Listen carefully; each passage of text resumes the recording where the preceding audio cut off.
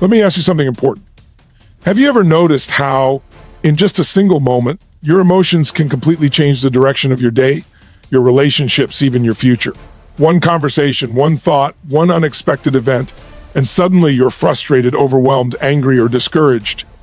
And in that emotional state, you say things you didn't mean to say, make decisions you later regret, or hold yourself back from becoming who you know you could be.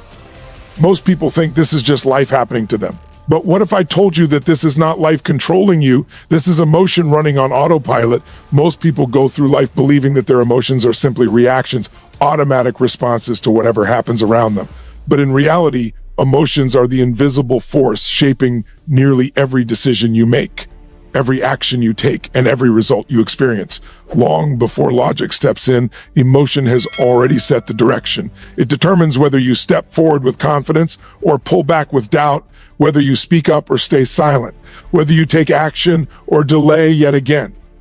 You may think you're driven by circumstances, money, relationships, or opportunities, but beneath all of that lies emotion quietly pulling the strings. The way you feel in any given moment influences what you focus on, what you believe is possible, and how much energy you bring into the world. Think about the choices you've made on your best days. On days when you felt strong, clear, and motivated, you likely took bold actions, connected with people more powerfully, and moved closer to what you wanted. Now compare that to moments when you felt overwhelmed, frustrated, or fearful. Suddenly, the same world looked heavier. Options seemed limited. Problems felt permanent. Nothing externally may have changed, yet everything internally shifted. That is the power of emotion. It acts like a filter through which you experience reality. Change the filter, and the same situation produces a completely different outcome. What makes this even more important is that emotions don't just influence big life decisions. They shape the small, repeated choices you make every day, the ones that quietly compound over time. The decision to push a little harder or give up early. The decision to treat someone with patience or snap in irritation. The decision to invest in yourself or stay in your comfort zone. Over months and years, these emotionally driven choices become habits, and those habits become your life. Success and failure are not events. They are emotional patterns expressed through behavior. Most people never question these patterns. They wake up, feel what they feel, react how they react, and assume that's just who they are. But that assumption is what keeps them trapped. Because once you believe your emotions define you, you stop believing you can direct them. You start outsourcing your inner state to traffic, to deadlines, to other people's opinions. And the moment you do that, you give away your power.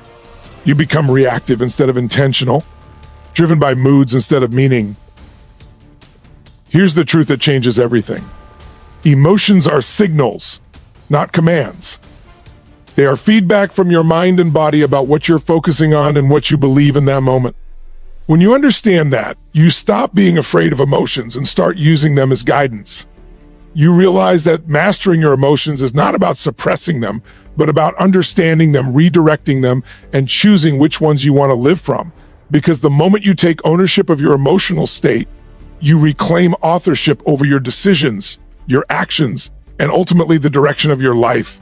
And when you truly grasp that, emotions are the invisible force shaping your destiny. You begin to see that taking control of them is not optional, it is essential. There comes a moment in every person's life when they realize that what truly shapes their experience is not what happens to them, but the meaning they give to what happens. And that realization begins with awareness. Most people live in a constant state of reaction, moving from one emotional impulse to the next without ever noticing what is driving them. Something goes wrong and frustration appears. Someone disagrees and anger takes over. An unexpected challenge arises and fear steps in. It all feels instant, automatic, uncontrollable.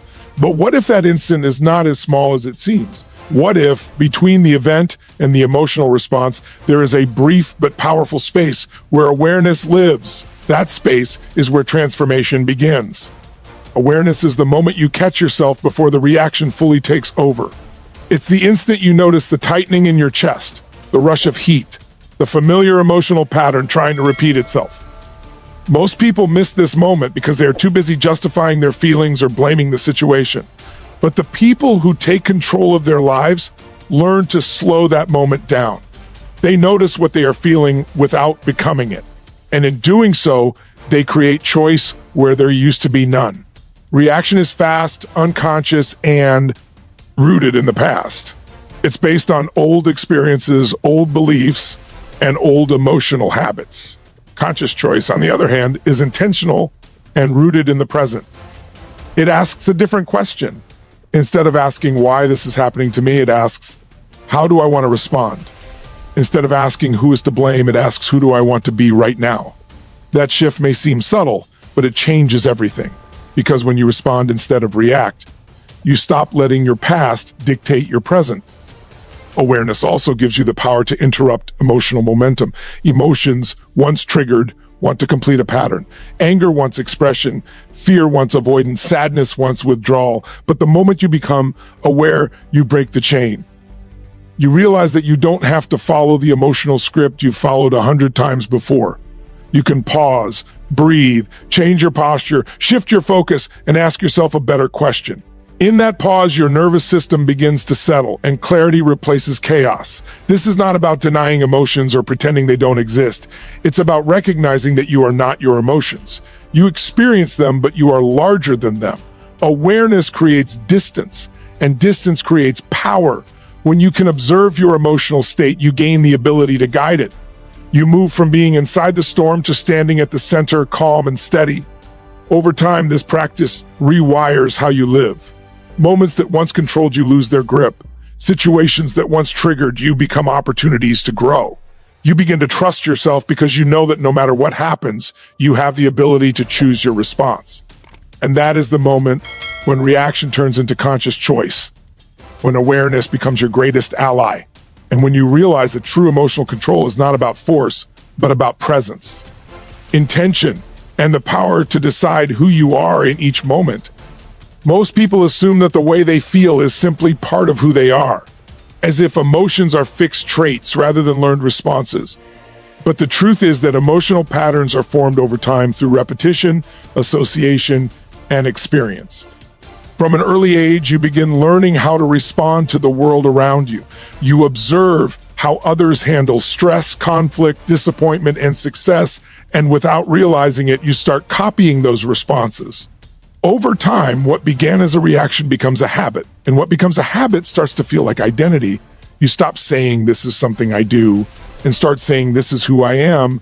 These patterns are reinforced every time the same emotional response is repeated. When a certain situation triggers anger, and that anger leads to feeling powerful or justified, the mind remembers. When fear leads to avoidance, and avoidance leads to temporary relief, the brain labels that response as useful. This is how emotional conditioning works.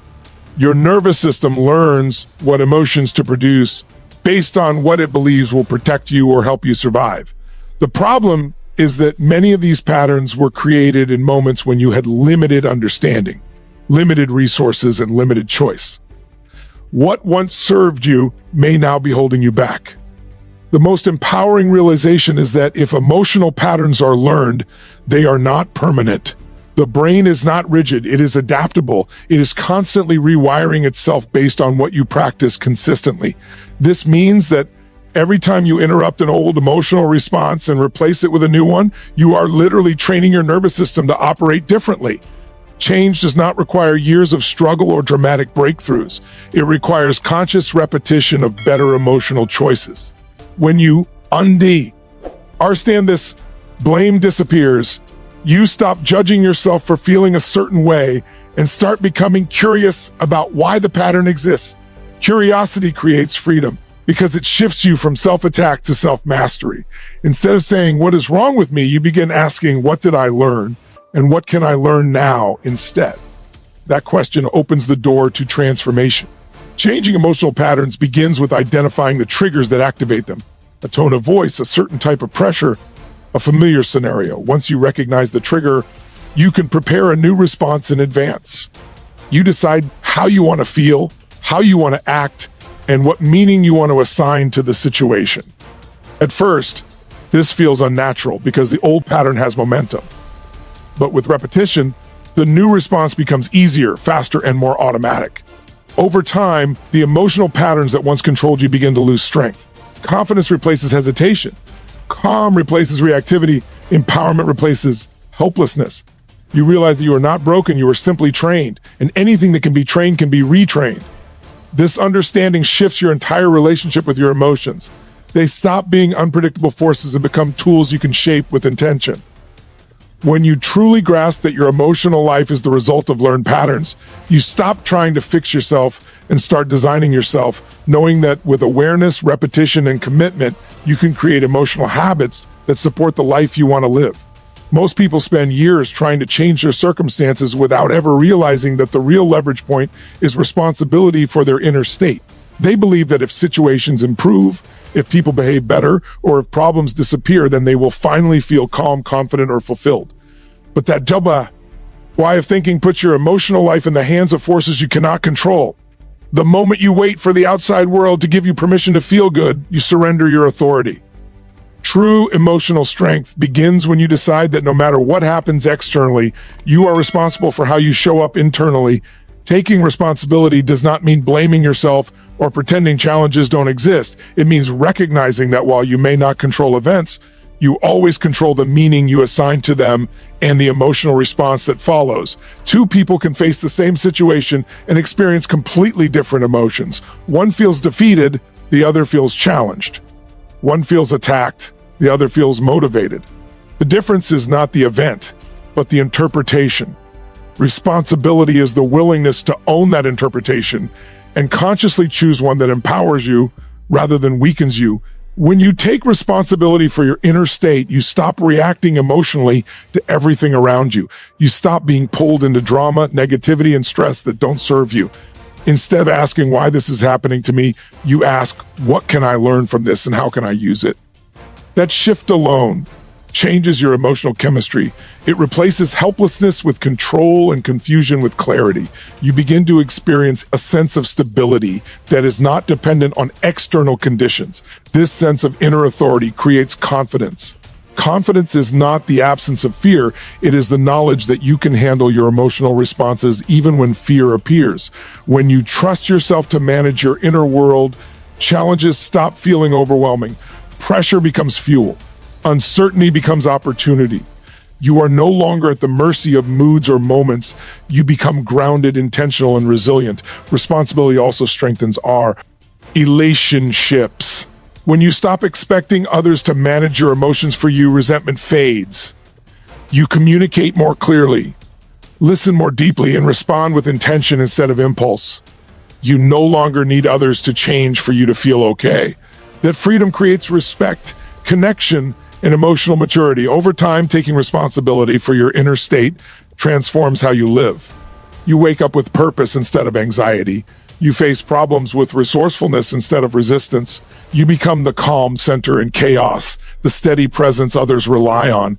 This is personal authority. It is the ability to lead yourself regardless of circumstances. And when you truly embrace responsibility for your emotions, you realize that power was never outside of you. It was always waiting for you to claim it, knowing that the moment you decide to own your inner world, you step into a level of control, confidence, and freedom that no external situation can take away from you. Most people search for control by trying to manage everything outside of themselves. Their schedules, their finances, their relationships, their environment, believing that if they can just get life organized enough, they will finally feel at peace. But true control does not come from managing the world. It comes from mastering how you respond to it. Stepping into personal authority begins the moment you realize that your emotional responses are not forced upon you. They are chosen, even when they feel automatic. Authority is not dominance over others. It is leadership over yourself, especially in moments when emotions try to pull you off center. Emotional mastery is what separates those who feel powerless from those who feel grounded. When emotions run unchecked, they dictate behavior. Anger pushes words out before wisdom arrives. Fear convinces you to hesitate when action is required. Doubt spurs limitations that feel like facts. But when you develop the ability to pause, recognize the emotion, and choose your response, you reclaim command. You no longer act from impulse, you act from intention. That shift changes how you carry yourself, how you speak, and how you decide. Personal authority grows when you stop negotiating with your emotional impulses and start directing them.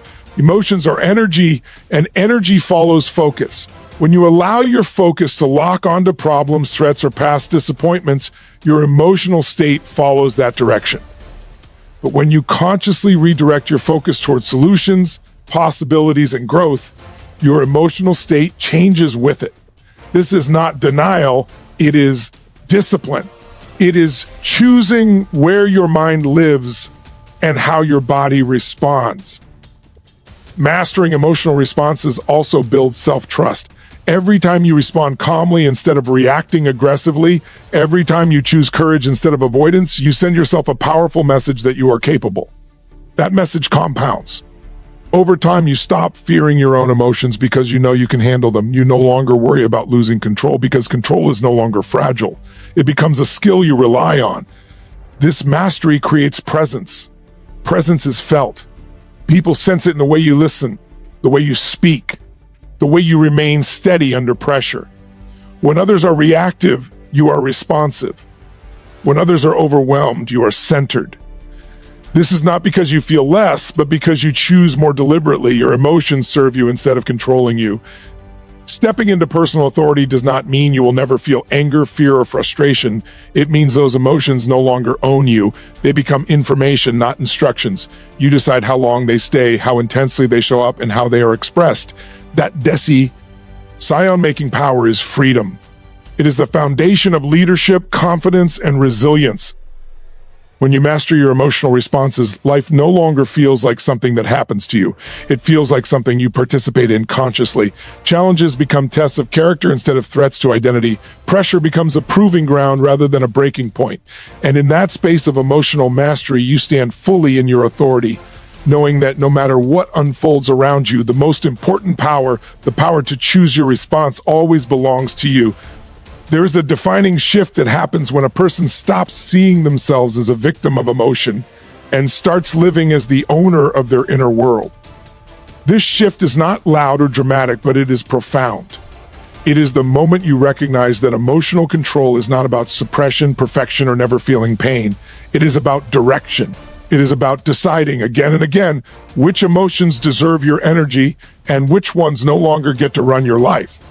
When you step into this awareness, you begin to reclaim parts of yourself that were previously handed over to fear, doubt, anger, and uncertainty. Living from personal authority means you no longer wait for permission to feel strong, confident, or at peace. You generate those states from within. You understand that emotions are responses to focus and meaning, and since you can change your focus and meaning, you can change how you feel. This realization is liberating because it puts you back in the driver's seat. Instead of waking up wondering what kind of day you will have emotionally, you begin deciding how you want to show up before the day even unfolds. As you practice this, your relationship with challenges transforms. Obstacles stop feeling like personal attacks and start looking like invitations to grow. Discomfort becomes a signal that you are stretching beyond old limits, rather than proof that something is wrong. You no longer avoid difficult emotions, but you also don't live inside them. You move through them with intention, extracting insight without getting stuck in suffering. That ability creates emotional agility, the capacity to adapt, recover, and rise quickly no matter what life throws at you. This shift also changes how you see yourself. When you consistently choose empowered emotional states, your identity evolves. You stop labeling yourself as anxious, short-tempered, or insecure, and start seeing yourself as someone who can regulate, refocus, and respond. Identity follows behavior, and behavior follows emotion. As you change your emotional habits, you rewrite the story you tell about who you are. Confidence grows not from affirmations, but from evidence. Evidence that you can handle yourself in moments that once overwhelmed you. Stepping into personal authority also impacts how you influence others. Emotional leadership is contagious. When you remain grounded under pressure, others feel safer. When you respond with clarity instead of chaos, others listen. You don't need to control people to have influence. You influence through stability, presence, and certainty. That kind of leadership begins internally and radiates outward naturally. Ultimately, taking back control of your emotions is about reclaiming your life, your time, your energy, your attention, and your choices stop being drained by emotional reactions that don't serve you. You become deliberate about what you allow into your inner world and what you release. And as this becomes your way of living, you realize that freedom was never about changing everything outside of you. It was always about stepping fully into your personal authority, choosing your emotional state with intention, and living each day from a place of strength, clarity, and purpose.